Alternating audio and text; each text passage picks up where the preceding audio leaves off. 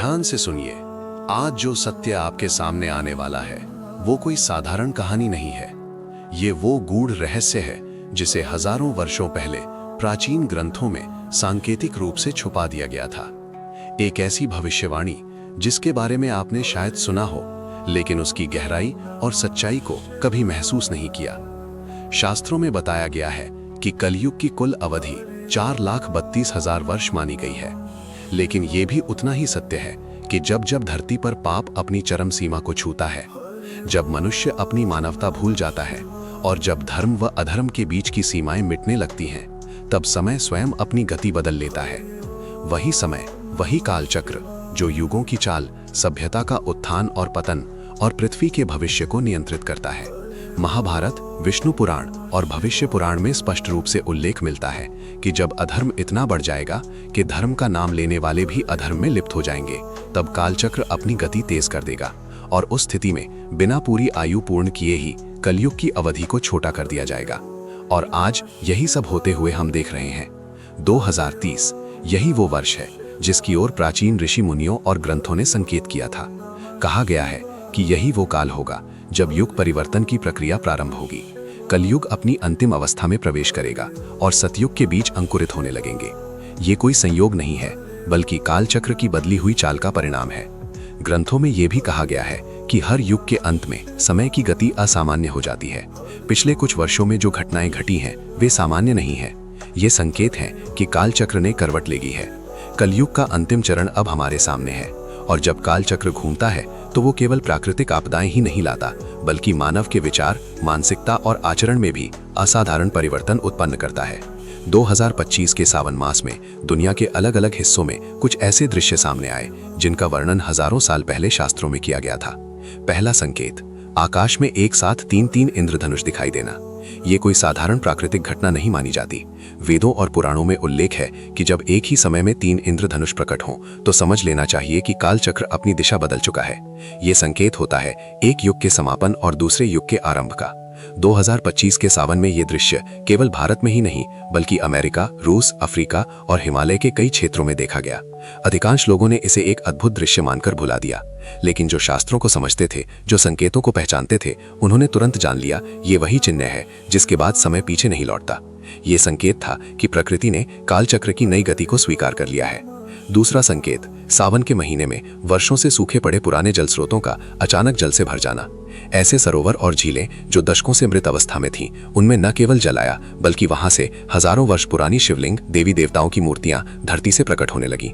पुराणों में कहा गया है जब सूखे जल स्रोत पुनः जीवित हो जाएं और भूले बिसरे मंदिरों के चिन्ह सामने आने लगे तो समझ लेना चाहिए कि कालचक्र अपनी अगली चाल के लिए तैयार हो चुका है। ये संकेत होता है उस युग के अंत का जिसने धर्म को भुलाया और पाप को बढ़ावा दिया। और अब वो समय निकट है जब अधर्म का नाश और धर्म की पुनः स्थापना का कार्य आरंभ होगा।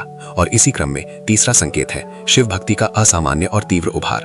2025 के सावन में केवल भारत ही नहीं, नेपाल, भूटान और इंडोनेशिया तक के शिव मंदिरों में भक्तों की संख्या अचानक इतनी बढ़ गई कि कई स्थानों पर मंदिर प्रबंधन को आपातकालीन व्यवस्थाएं लागू करनी पड़ी।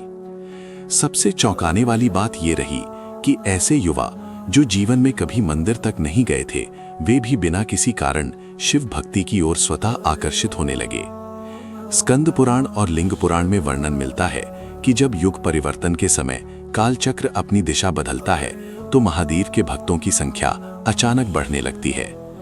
उस समय लोग अपने दुख, अपने पाप और सांसारिक मोह को त्याग कर शिव की शरण में चले जाते हैं, क्योंकि शास्त्रों में कहा गया है कि कालचक्र की गति को नियंत्रित करने की शक्ति केवल महादेव के पास है। ये स्पष्ट संकेत है कि स्वयं शिव युग परिवर्तन की प्रक्रिया में सक्रिय हो चुके हैं। अब बात करते हैं असामान्य मौसम की। 2025 के सावन में कई स्थानों पर एक ही दिन में 3 नहीं बल्कि 4-4 ऋतुओं का अनुभव हुआ। सुबह तेज धूप, दोपहर में अचानक आंधी तूफान, शाम को मूसलधार वर्षा और रात होते होते कहीं कहीं बर्फ तक गिरती देखी गई। ये घटनाएं केवल भारत तक सीमित नहीं रहीं, बल्कि दुनिया के कई हिस्सों में ऐसा ही विचित्र मौसम देखा गया। अग्नि पुराण में उल्लेख है कि जब ऋतुएं अपनी मर्यादा छोड़ दें तो समझ लेना चाहिए कि कालचक्र एक नए अध्याय को लिखने के लिए उत्सुक हो चुका है। 2025 का सावन ठीक उसी भविष्यवाणी पर खरा उतरा। ये मौसम का सामान्य बदलाव नहीं था, ये कालचक्र की गहरी करवट थी। मानो प्रकृति स्वयं अपने अगले युग की तैयारी कर रही हो। पांचवा संकेत, धरती के भीतर से आने वाली रहस्यमयी आवाजें। सावन के महीने में रात के सन्नाटे के बीच कई स्थानों पर धरती के भीतर से गूंज और कंपन महसूस किया गया। कई भूवैज्ञानिकों ने इसे प्राकृतिक हलचल कहकर नजरअंदाज कर दिया, लेकिन गरुड़ पुराण और भविष्य पुराण स्पष्ट रूप से कहते हैं कि जब काल चक्र घूमता है तो पृथ्वी अपने गर्भ से संकेत देना शुरू कर देती है। 2025 में महसूस किए गए धरती के ये कंपन यही संदेश दे रहे थे कि अब समय बहुत कम बचा है, कलयुग अपने अंत के बहुत समीप पहुंच चुका है। अब आता है छठा और सबसे महत्वपूर्ण संकेत, अचानक से लोगों का धार्मिक ग्रंथों की ओर लौटना। 2025 के सावन में लाखों लोगों ने न केवल गीता और रामायण का पाठ किया, बल्कि शिव महापुराण, कालिका पुराण और ब्रह्मवैवर्त पुराण की कथाएं सुननी और समझनी शुरू कर दी। हजारों वर्षों बाद पहली बार ऐसा देखा गया कि गांव-गांव में शिव पुराण का सामूहिक पाठ हुआ। ये केवल एक धार्मिक जागृति नहीं थी, ये कालचक्र की बदली हुई दिशा का जीवंत प्रमाण था। पुराणों में कहा गया है कि जब लोग अनजाने में ही धर्म ग्रंथों की ओर लौटने लगे तो समझ लेना चाहिए कि सतयुग का द्वार अब खुलने वाला है। ये कालचक्र की अंतिम और निर्णायक गति होती है। कलयुग के पट धीरे धीरे बंद होने लगते हैं। इन 6 संकेतों को यदि आप गहराई से समझेंगे तो ये स्पष्ट हो जाएगा कि ये सब संयोग नहीं है, ये कालचक्र का एक निर्णायक मोड़ है। अब प्रश्न उठता है, 2030 में ऐसा क्या घटेगा? ग्रंथों में उल्लेख मिलता है कि 2030 में एक असाधारण खगोलीय घटना घटित होगी जो पृथ्वी के वातावरण को पूरी तरह बदल देगी। एक दिव्य तारा हजारों वर्षों बाद प्रकट होगा और उसके उदय के साथ ही धरती पर बुराई का प्रभाव धीरे धीरे कम होने लगेगा। मनुष्यों के हृदय में स्वतः दया, प्रेम और भक्ति का संचार होगा और इसी प्रक्रिया के साथ सतयुग का आरंभ धीरे धीरे होने लगेगा। ये घटना इतनी अद्भुत होगी कि विज्ञान भी उसका स्पष्ट कारण नहीं समझ पाएगा। इतिहास में इसे धरती का सबसे बड़ा युग परिवर्तन कहा जाएगा। तो ध्यान दीजिए, यदि आप भी इन संकेतों को महसूस कर रहे हैं, यदि आपके भीतर भी एक अनजानी बेचैनी है या आप भी अचानक शिव भक्ति की ओर खींचे चले जा रहे हैं, तो समझ जाइए आप भी उस कालचक्र के परिवर्तन का हिस्सा बनने वाले हैं। सजग रहिए, सचेत रहिए, क्योंकि युग बदलने वाला है। 2030 सतयुग के द्वार के खुलने का समय अब बहुत निकट है, लेकिन ये कथा यहीं समाप्त नहीं होती।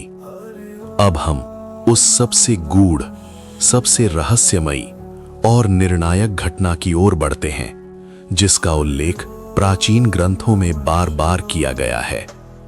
ये है 2030 में घटने वाली एक अत्यंत दुर्लभ खगोलीय घटना। भविष्य पुराण और ब्रह्मवैवर्त पुराण में स्पष्ट वर्णन मिलता है कि जब पृथ्वी के चारों ओर स्थित ग्रह नक्षत्रों की चाल एक विशेष योग में प्रवेश करेगी और उसी समय एक विलक्षण तारा उदय होगा जिसे ग्रंथों में ध्रुव पुत्र कहा गया है, तब समस्त लोकों में कंपन फैल जाएगा।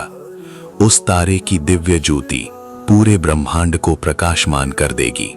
जिस दिन ये तारा आकाश में प्रकट होगा, उस दिन पृथ्वी पर धर्म और अधर्म, पुण्य और पाप, इन सभी का तुलनात्मक संतुलन एक क्षण के लिए स्थिर हो जाएगा और ठीक उसी क्षण कालचक्र अपनी अब तक की सबसे तीव्र गति से घूमेगा।